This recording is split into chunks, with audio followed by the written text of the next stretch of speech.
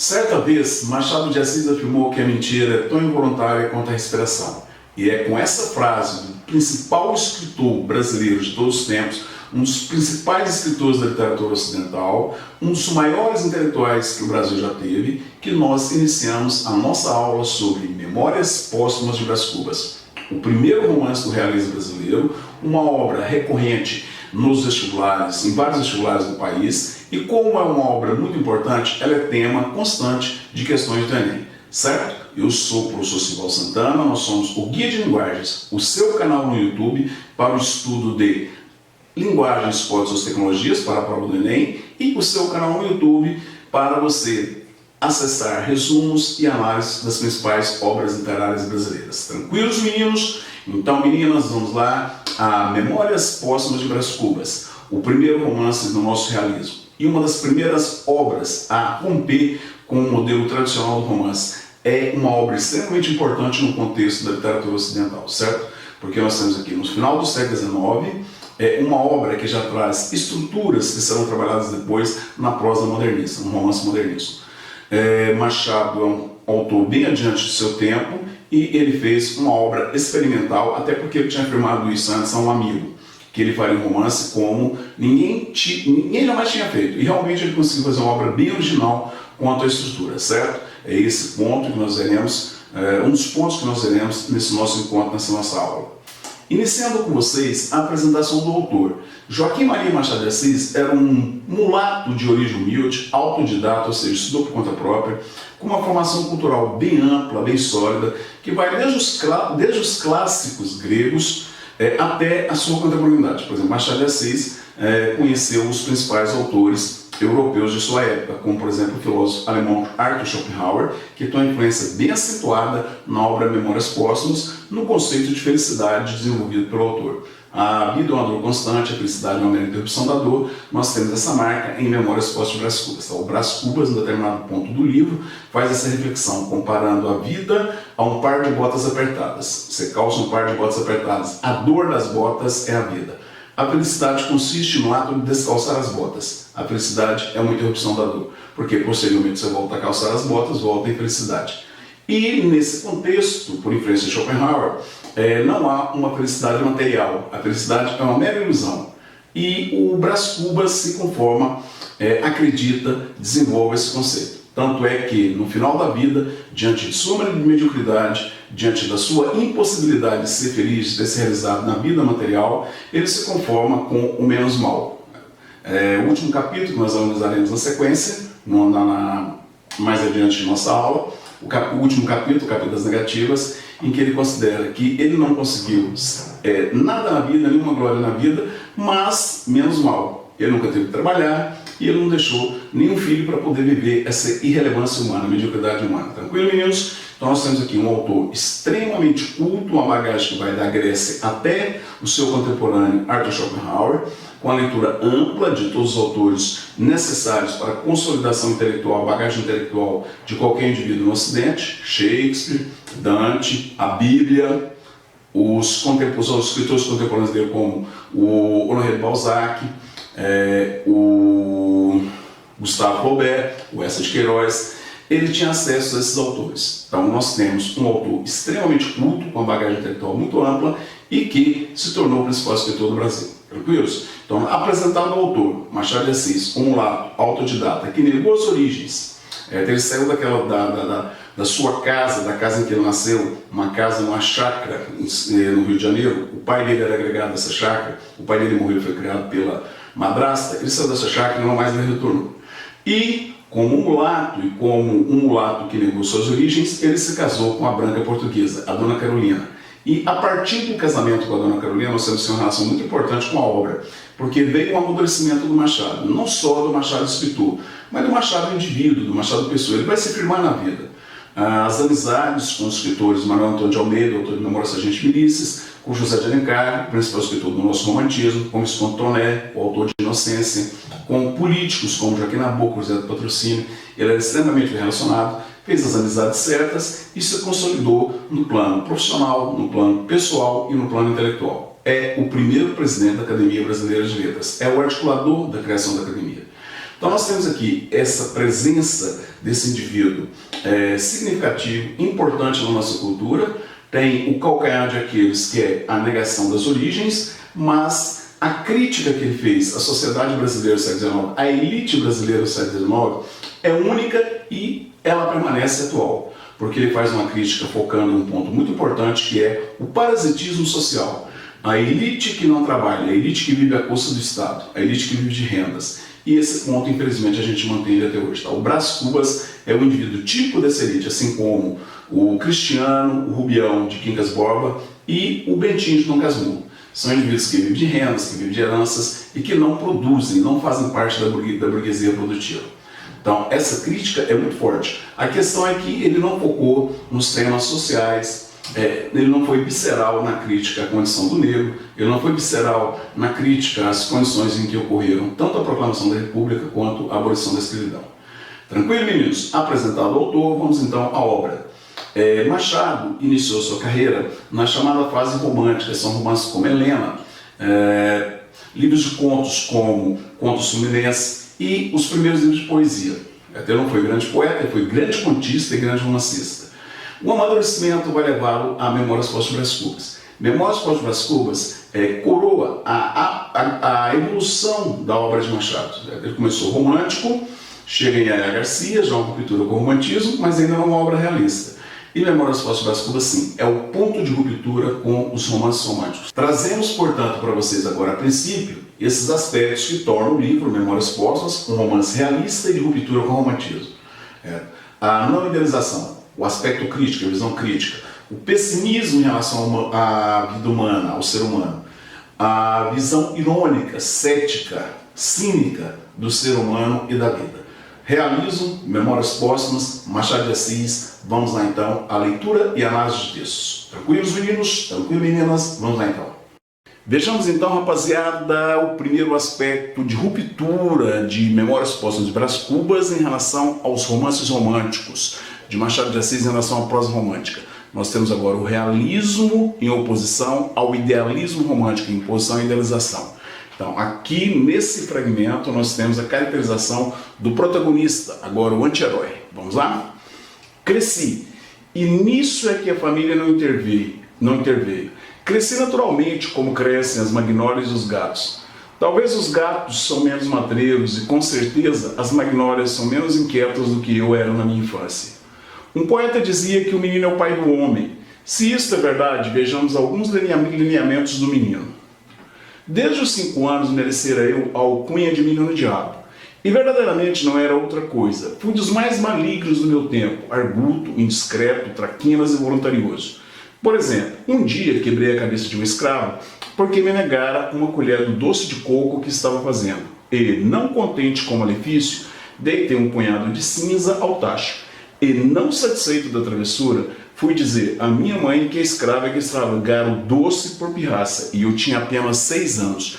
Acompanhe comigo, observe aqui um aspecto muito importante da prosa de Machado de Assis, dos romances de Machado de Assis. A linguagem clara, correta, a linguagem concisa, a linguagem objetiva. Tranquilos? Prudêncio, um moleque de casa, era meu cavalo de todos os dias. Punha as mãos no chão e recebia um cordel nos queixos à guisa de freio. Eu trepava-lhe ao dorso com uma varinha na mão. Fustigava-o, dava 1000 voltas a um e outro lado, e ele obedecia, algumas vezes gemendo, mas obedecia sem dizer palavras, ou quando muito, ai nhoiô, ao que eu retorquia, cala a boca, besta. Memórias Póstumas de Brás Cubas, capítulo 11. Então nós temos aqui a caracterização do herói, do nosso herói, na verdade o anti-herói em oposição ao herói romântico, o personagem perfeito, com mais defeitos do que qualidades, a caracterização de Brás Cubas quando criança. E a caracterização dele já quando criança, se opondo à idealização romântica. Nós não temos aqui nada de idealização, é o menino que cresceu naturalmente, como a natureza, as magnólias e os gatos, o menino inquieto,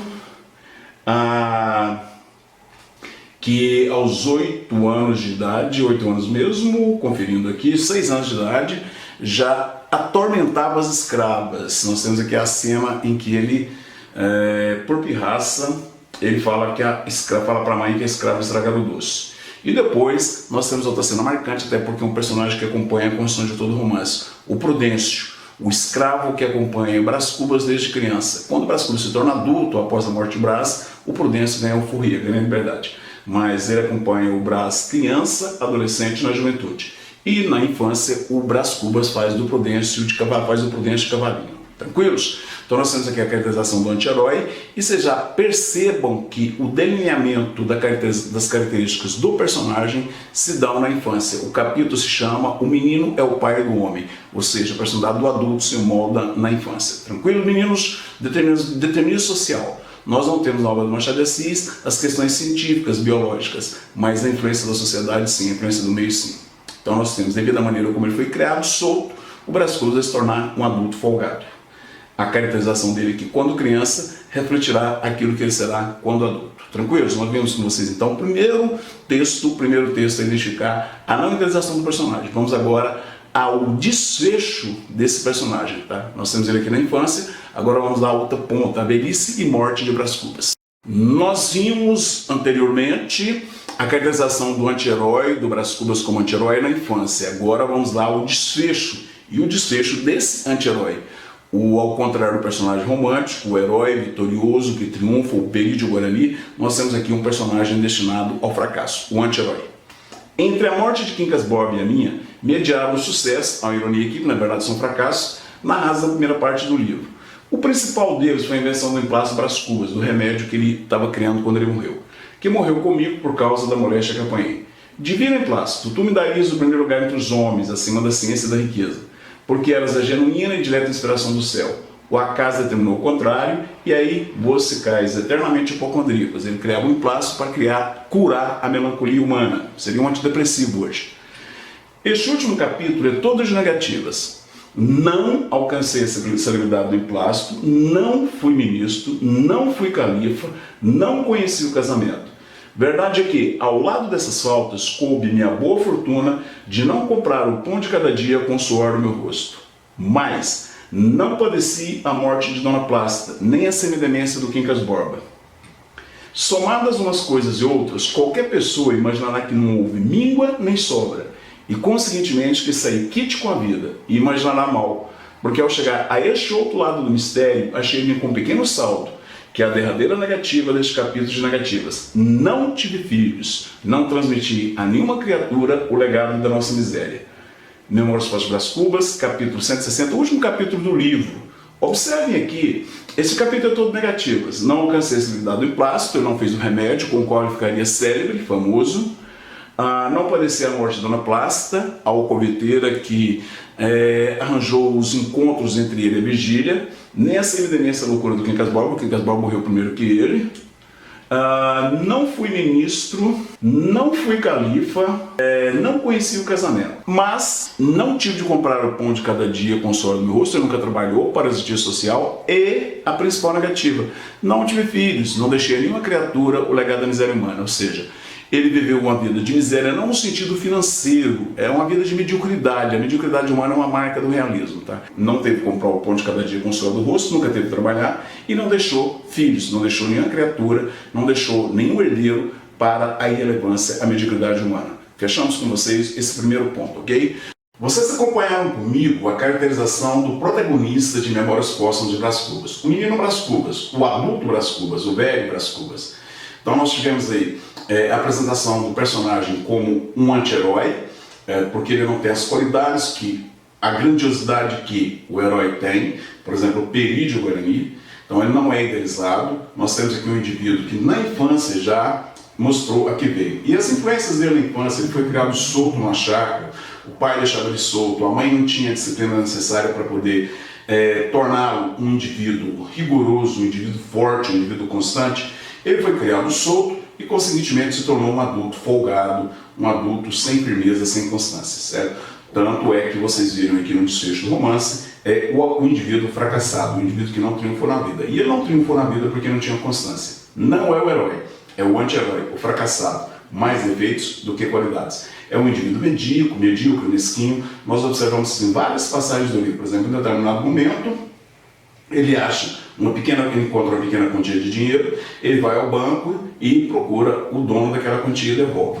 Mais à frente, ele acha uma grande quantia, 4 contos, que era muito dinheiro, ele deposita na sua conta. É o dinheiro que ele vai usar depois para pagar a Dona Plácida para administrar a vida dele como amante de Vigília. Ele se encontra com Vigília na casa da Dona Plácida. Os 4 contos ele usa para poder pagar.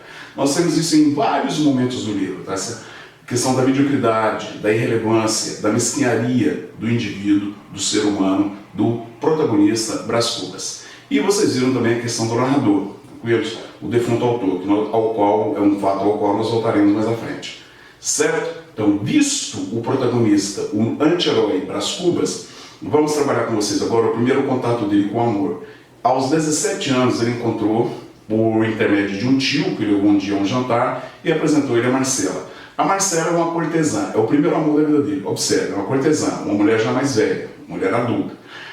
E não é a menina nova, pura, meiga e delicada do romantismo. É uma cortesã, uma prostituta de luxo, cuja especialidade é envolver rapazinhos. O Brás Cubas se envolve com ela e gasta uma fortuna, 17 anos de idade. Ele gasta com ela 11 contos de réis, aí envolvendo joias da família que ele deu de presente para ela. O pai dele, eu descobri, vai cortar o crédito dele, vai mandá-lo para a Europa para estudar e, consequentemente, ele vem a primeira decepção, a decepção com Marcela. Ele percebe que o amor existe na direta proporção do dinheiro. Acabou o dinheiro, acabou o amor. Nós veremos isso aí no texto, na sequência, certo? O primeiro amor, a crítica ao primeiro amor, que é um conceito fundamental do romantismo. O primeiro amor não existe. Não existe amor, na verdade. A crítica à mulher, a não idealização da mulher e, consequentemente, o que vai levar à frente a crítica ao casamento, certo? E a presença do adultério. Então nós temos aqui com vocês agora o primeiro amor de Brás Cubas, a prostituta, a cortesã Marcela. Vamos lá à leitura do texto. Rapaziada, acompanhem comigo agora o segundo aspecto de oposição em relação ao romantismo. O segundo aspecto em que Memórias Póstumas de Brás Cubas se opõe, rompe com a prosa romântica, com os romances românticos. Nós temos agora a não idealização do amor, a não idealização da mulher. Vamos lá à leitura do texto, à análise do texto. Ocorre uma reflexão imoral, típica do realismo, as ironias, o ceticismo, o pessimismo em relação à vida humana, que é, ao mesmo tempo, uma correção de estilo. Cuido haver dito no capítulo 14 que Marcela morria de amores pelo Xavier, irônico. Não morria, vivia. Viver não é a mesma coisa que morrer. Assim o afirmam todos os joalheiros desse mundo, gente muito vista na gramática. Bons joalheiros, que seria do amor se não fossem os ossos dix e fiado? 1/3 ou 1/5 do universal comércio dos corações. Então nós temos aqui já a associação do amor ao joalheiro. O caminho, o Brás Cubas descobre que o caminho mais curto para chegar ao coração de uma mulher passa pela joalheria. Esta é a reflexão imoral que eu pretendia fazer, a qual é ainda mais obscura do que imoral, porque não se entende bem o que eu quero dizer. O que eu quero dizer é que a mais bela peça do mundo não fica menos bela se cingir um diadema de pedras finas, nem menos bela, nem menos amada. Marcela, a primeira relação de Brás Cubas, o primeiro amor de Brás Cubas. Lembrando com vocês, no romantismo, o primeiro amor era único, era eterno. A menina era meiga, pura, delicada, de personalidade forte. No realismo, o primeiro amor de Brás Cubas, no primeiro romance realista, Memórias Póstumas, o primeiro amor é uma cortesã, ou seja, uma prostituta de luxo, uma cortesã espanhola, morena, sensual, chamada Marcela. Então nós já temos aqui a não idealização, é uma prostituta, não uma menina meiga, pura do romantismo, e não é um amor, porque esse amor aqui vai acabar. Marcela, por exemplo, que era bem bonita, Marcela amou-me, capítulo 16. Marcela amou-me durante 15 meses e 11 contos de réis, nada menos. Viram? O amor existe na proporção do dinheiro. Então nada da idealização romântica, o amor é um mero jogo de interesse. E além do que, a Marcela não é a menina pura do romantismo. Então nós temos aqui essa quebra do encanto do primeiro amor, do eterno amor do romantismo. Meu pai, logo que teve a heragem dos 11 contos, que era muito dinheiro, sobressaltou-se deveras. Achou que o caso excedia as raias de um capricho juvenil, e o Brás Cubas tinha 17 anos. Né? Dessa vez, disse ele, vais para a Europa. Como castigo, aí nós temos também a questão de reforçar o aspecto não heróico do personagem, tá? Porque a punição que o Brás Cubas vai receber do pai é estudar em Coimbra. Claro que passar uma temporada 5 anos fazendo direito em Coimbra não é castigo, óbvio que não, ele vai se tornar mais folgado ainda. Vai se cursar na universidade, provavelmente Coimbra. Quero-te para homem sério, não para voador e gatuno. E como eu fizesse um gesto de espanto, gatuno sim, malandro, safado.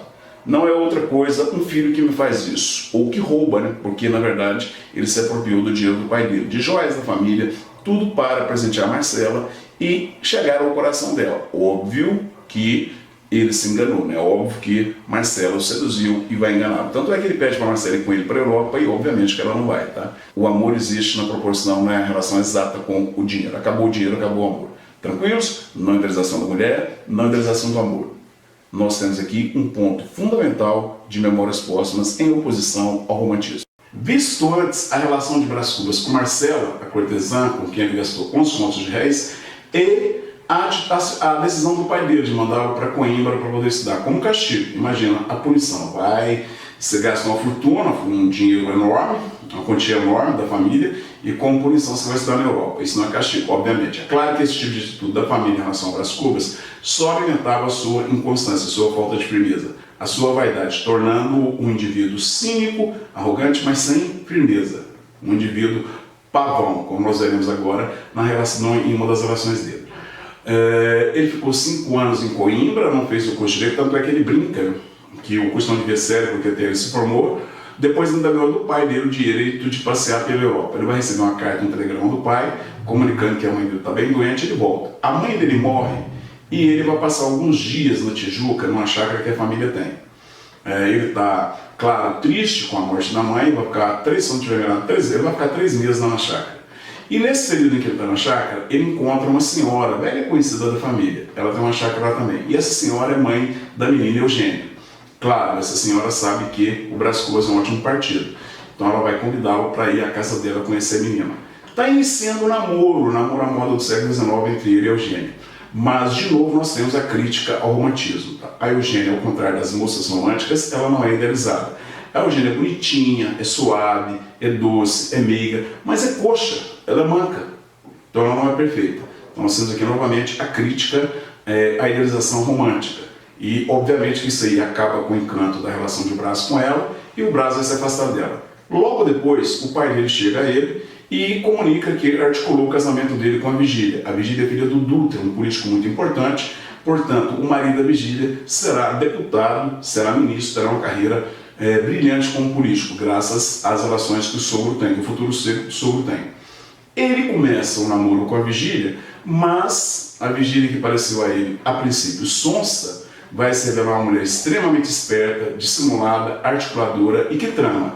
Nós temos aqui uma definição muito forte do realismo. Então, os personagens são esféricos, os personagens agem de acordo com as circunstâncias, os personagens evoluem.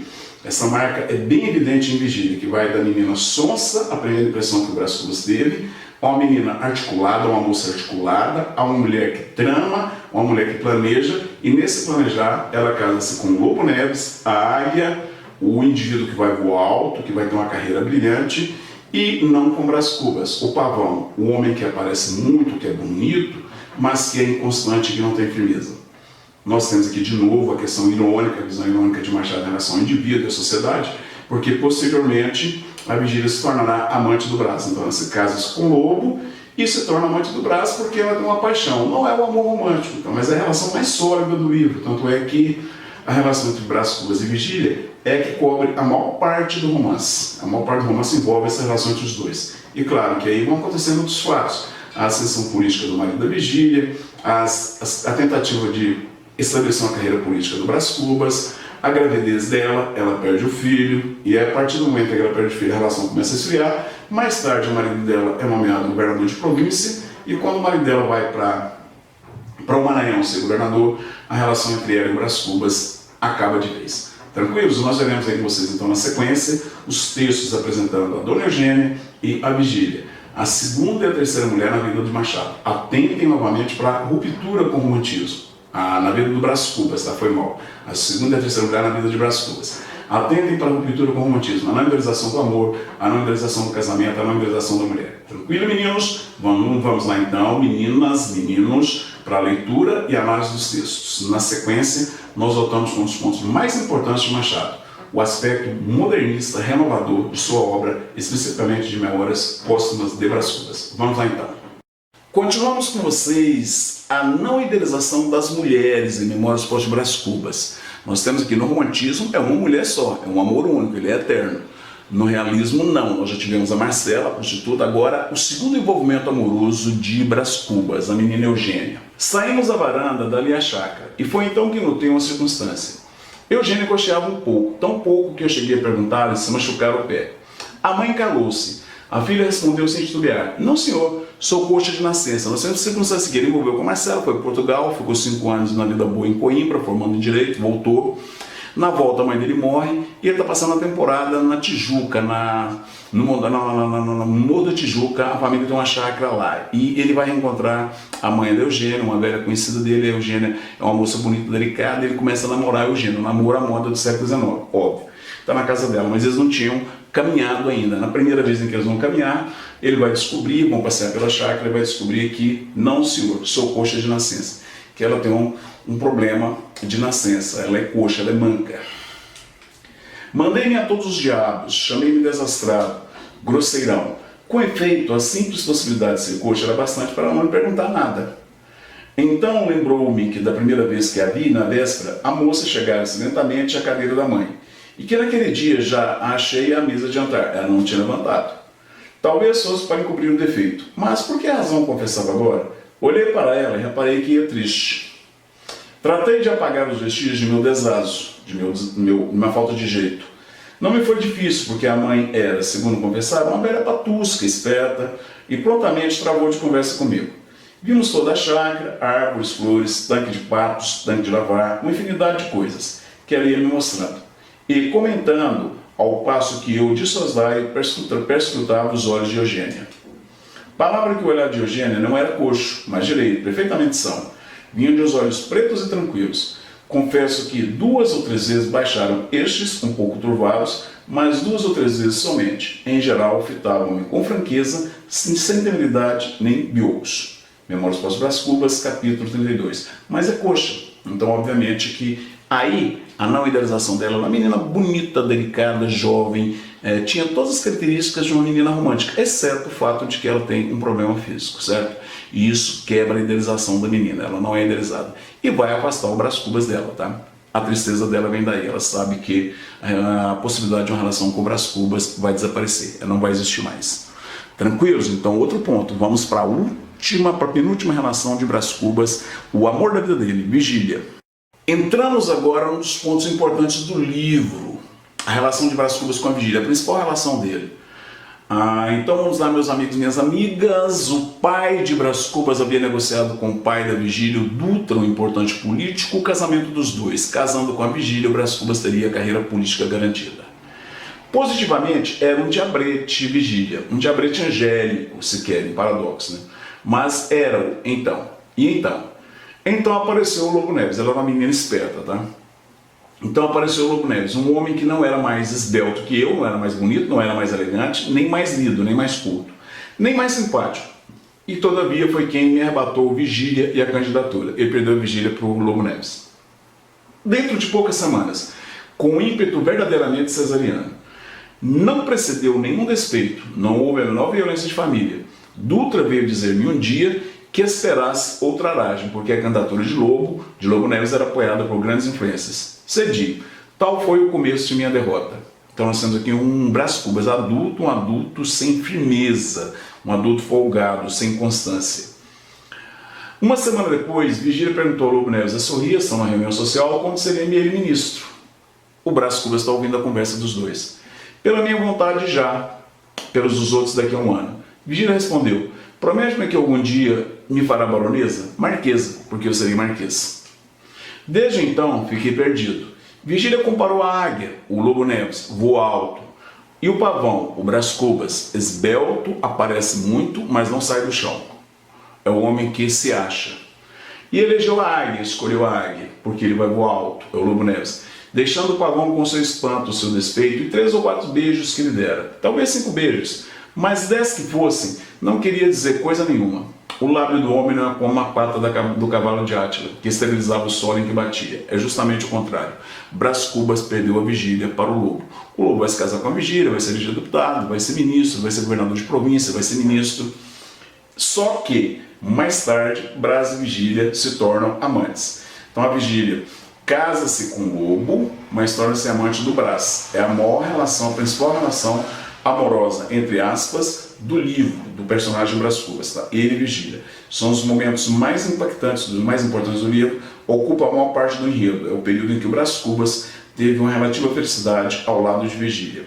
O relacionamento vai terminar, óbvio que vai ser desgaste, ele é o amante, o marido dela vai ser nomeado governador de província, ele iria como secretário, a nomeação não saiu, ele não quis a nomeação, por uma superstição, a nomeação saiu no dia 13, ele era muito supersticioso, e mais tarde a nomeação aparece, ele vai ser governador do Maranhão, o Brás Cubas não vai com ele, e aí os dois se separam. E também tem uma outra questão que vai esfriar, a Virgília vai ficar grávida dele, perde o filho, o que esfria também a relação entre os dois. Ela perde o filho de Brás, o marido é nomeado governador da província, e isso esfria a relação dos dois, vai afastá-los. Mais à frente, o Brás ainda vai numa última tentativa de casamento com a Dona Eulália, só que Dona Eulália morre numa epidemia aos 19 anos de idade. Então, não consegui a glória do casamento, não tive filhos. Os fracassos de Brás Cubas, os principais fracassos de Brás Cubas. Tranquilos, meninos? Rapaziada, garotada, eu apresentei com vocês o autor Joaquim Marinho Machado de Assis, o romance Memórias Póstumas de Brás Cubas, a primeira obra do realismo brasileiro.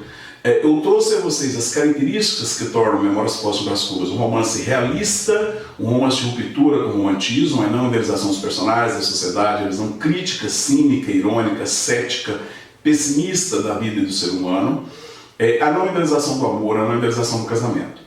Feito isso, apresentada a ruptura com o romantismo, vamos lá agora nos principais pontos de Memórias Póstumas de Brás Cubas. Espero que esse encontro, esse momento nosso, seja realmente produtivo para vocês e que auxilie vocês nas provas, na vida escolar de vocês. Eu sou o professor Simbal Santana, o nosso canal no YouTube, o Guia de Linguagens.